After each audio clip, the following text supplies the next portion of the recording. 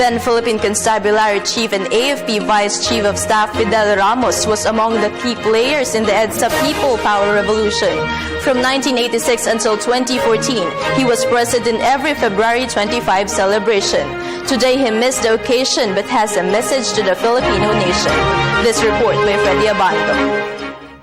For the first time in 29 years, former President Fidel Ramos, one of the heroes of the People Power Revolution in 1986, did not attend the Salubungan rites of this year's celebration, a tradition to remember the support of the people for the breakaway of then Defense Secretary Juan Ponce Enrile. Ramos, who was then the AFP Vice Chief of Staff in the from the Marcos administration, the people was led by former Senator Butsaquino. Yesterday, the former president paid tribute to the heroes of the country who offered their lives in our fight for freedom and tyranny at the libingan ng mga bayani, some of which were veterans of the EDSA revolt. In his message at the libingan ng mga bayani, Mr. Ramos stressed the call for unity for the country to move forward for peace and prosperity.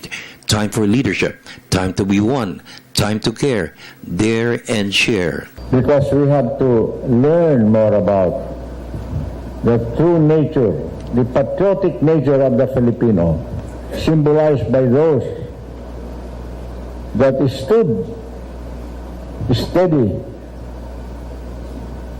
with fortitude, willing to sacrifice life, fortune, and future.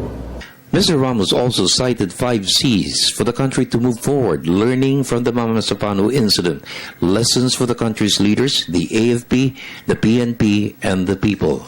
Come out into the open and tell the truth. Number 2, clean up the messy things in the national government, all the way down below, including in national society, in the private sector.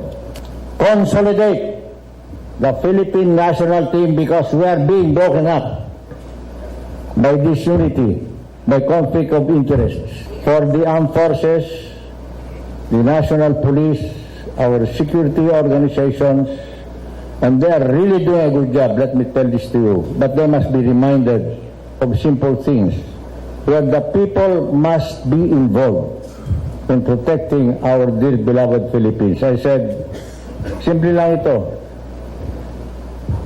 Clear, hold, consolidate, develop.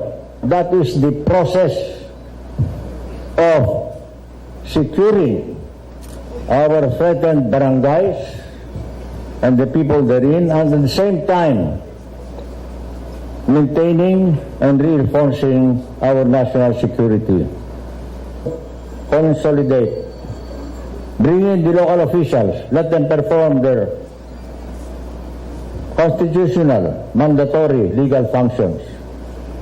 Nobody must be spoiled. Everybody is accountable.